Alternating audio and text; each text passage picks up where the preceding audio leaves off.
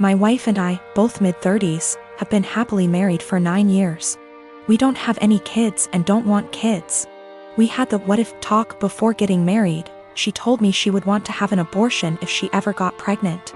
Yesterday my wife told me she's 9 weeks pregnant. She's on the pill, but accidents happen. She said she wants to carry to term and give the baby up for adoption. Naturally, I was surprised by the news and her change of mind. I asked her if she considered getting an abortion. She said she had, but she doesn't want to because she feels a bond to the fetus. She told me she has been researching adoption and learned that the local adoption agencies only accept birth mothers who are okay with having an open adoption. I told her I wasn't really comfortable with this and asked her if she would have an abortion.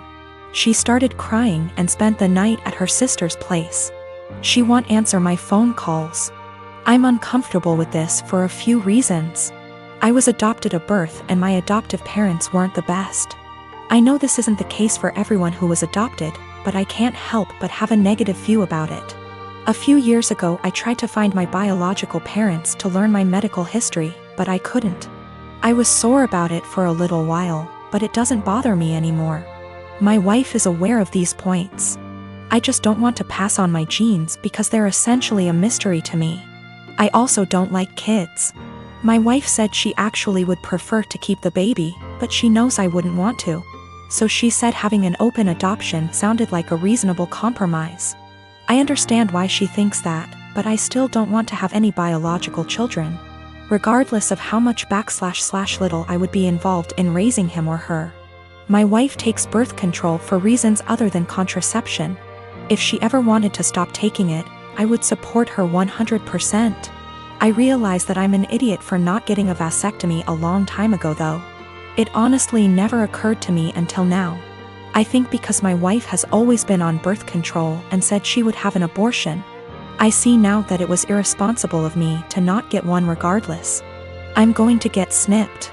She and I talked, it was emotional for both of us, but no voices were raised. I apologized for putting her in this position by being an idiot and not getting a vasectomy earlier. I also apologized if she felt like I was pressuring her when I asked her to have an abortion. I didn't mean to pressure her, but I know words aren't always received as we intended. She said she felt pressured a little, but forgave me because she knows I was totally caught off guard.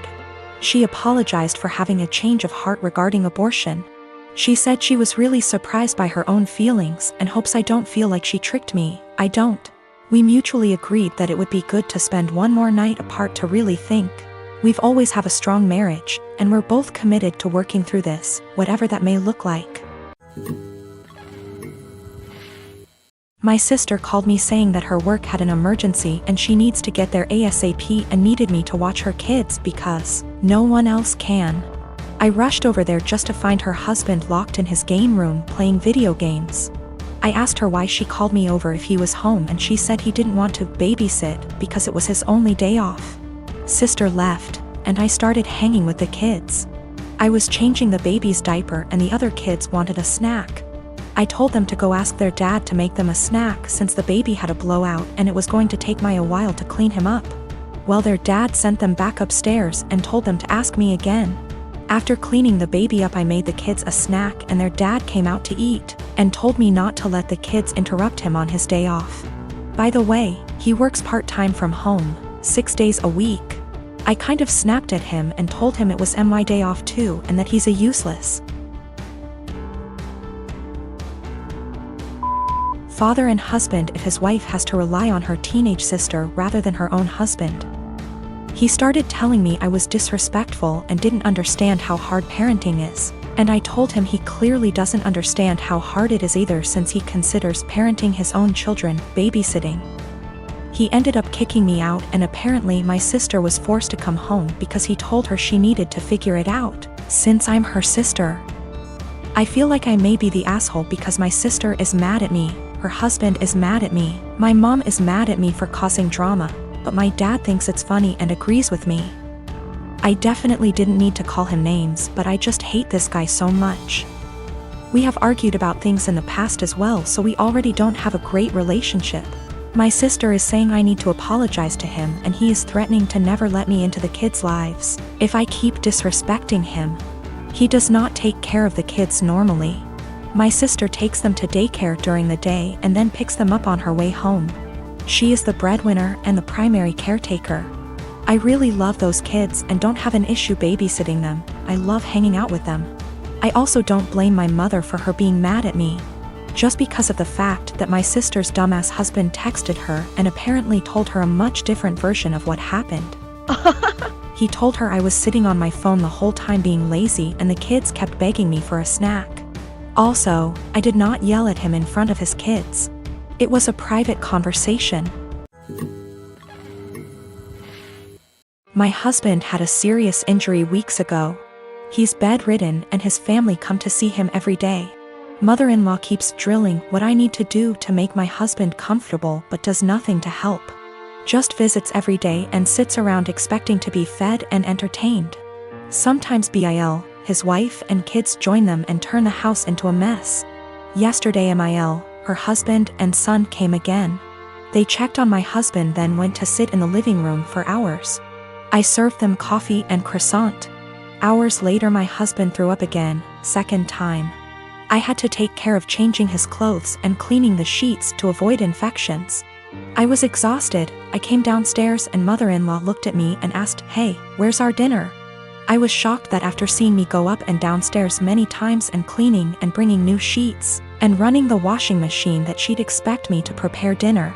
I'd already eaten a sandwich at 6 and yogurt. I have problems with my stomach and stress and pregnancy made it worse. I'm 4 months in. I pointed at the kitchen and told her to help herself out. She gave me a look then said she didn't expect me to ask her to cook dinner at my house. I said I didn't expect her to ask me to cook dinner while I'm taking care of her son. She started arguing about the way I spoke about my husband saying as his partner. This is the least I could do and called me unhinged for throwing in her face that I'm helping my husband. She got her husband involved asking what his thoughts were on me making guests go hungry and forcing them to cook themselves, when this supposed to be my duty as a host homeowner. Father-in-law said they could order food and call it a day and yelled at my younger brother-in-law to stop playing on his phone and order food, but mother-in-law got mad and lashed out criticizing me saying I wasn't up to the challenge of taking care of my home and my guests like an adult. I lost it on her and told them to leave since she kept yelling disrupting my husband's sleep. She left after saying she felt sorry for her son and grandbaby with an aggressive wife and a mother like me.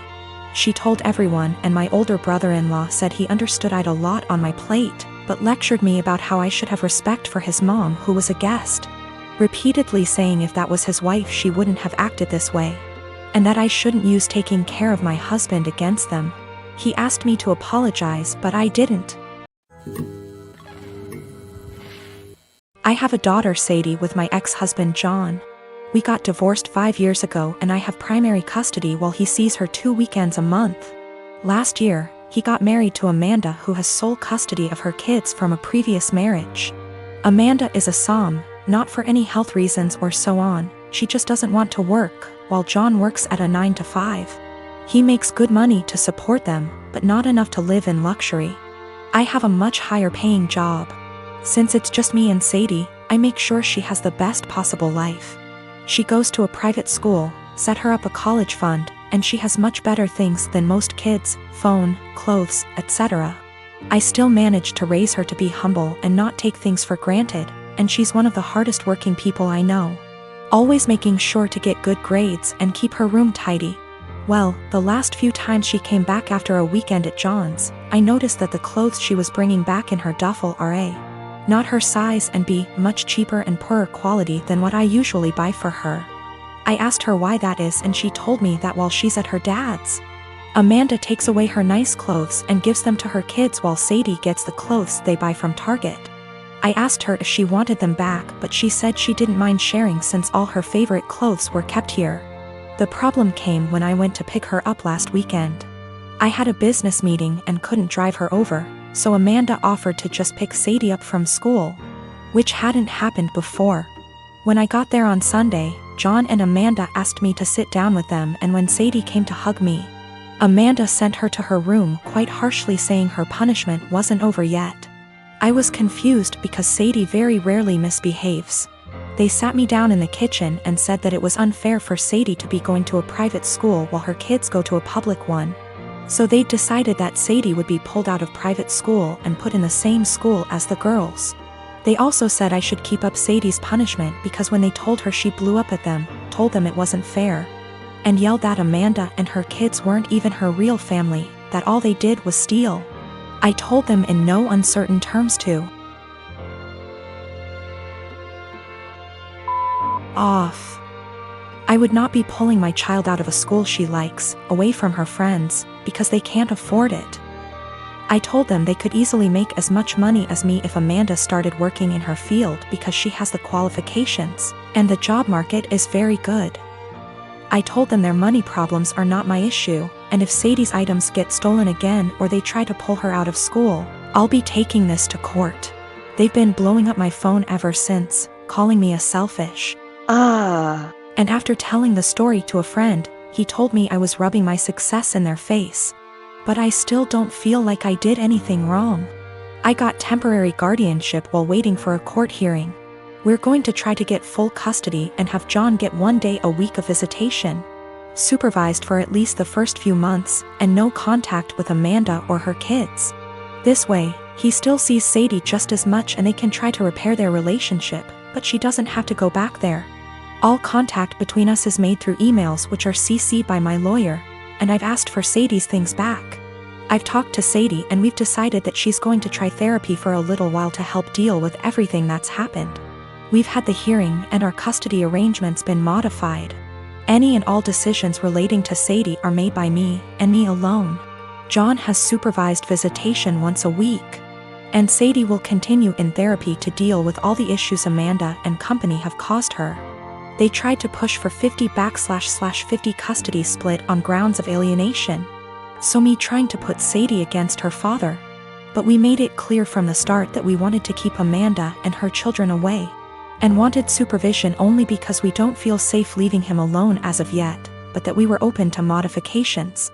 Thanks to that, the proof of stealing, and Sadie's therapist's testimony, their claim was thrown out pretty quickly. Amanda's pissed, and has tried to contact me and Sadie, but I made it clear to her that if she keeps harassing me or my daughter, I'll have to make this known to the authorities. Sadie and I have blocked her everywhere, and any communication between John and us is made through text messages or emails only.